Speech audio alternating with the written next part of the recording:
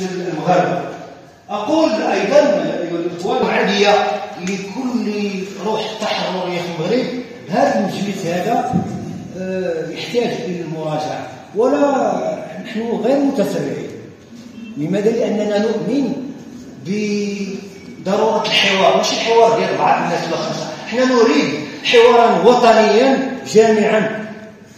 وقلنا قبل صدور هذه القوانين، ملي كان السي مصطفى الخلفي وزير الاتصال السابق يهيئ ويسارع الخطى من اجل ان يمرر هذه الخرده ديال القوانين، قلنا له هذه الخرده اللي صوتوا وحطوها للصحفيين على الصعيد الوطني.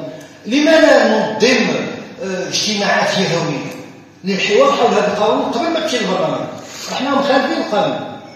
واش البرلمان يمثلنا؟ اعتقد لا احد منا الان هو من الذين يؤمنون بالديمقراطيه الحقيقيه يعرف او يمكن ان ينخدع بهذه الطريقه التي يريدون بها تمرير مشروع القانون. انا لا اقول مراجعه قانون المجلس الوطني، مراجعه قانون المجلس الوطني وباقي القوانين. لماذا؟ لانها غير صالحه جمله وتفصيلا، وكانت لنا مواقف، وحتى الذي شكت فيها ونحن نصارع الوزير الجديد فيما يتعلق غير بالحوار معه.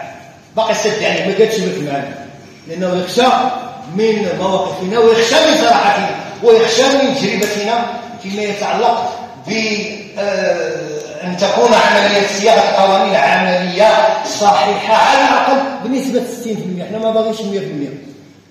وحتى إذا اقتضى الحوار المجتمعي عامين أخرى باش نضج الفكرة ديال شنو هي المجالس اللي بغينا. أنا شخصيا في النقابة المستقلة، ونحن في النقابة المستقلة ربما لا يخالفنا أحد، قبل ما نمشيو للمجلس الوطني خصنا نديروا المجالس الجهوية باش أولا نوفروا الجو للصحافة الجهوية، باش نوفروا الجو أيضا للمقاولة الصحفية، وباش نوفروا الجو للصحفيين للتعبير عن آرائهم باش يوصلوا لفوق، ماشي العكس.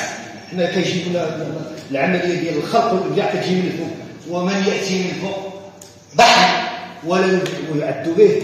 واسمحوا لي إذا أعطلت هذا التدخل ديالي، ومع النقاش يمكن أن ننور بعضنا البعض. وشكرا على تفهمكم ومتابعتكم.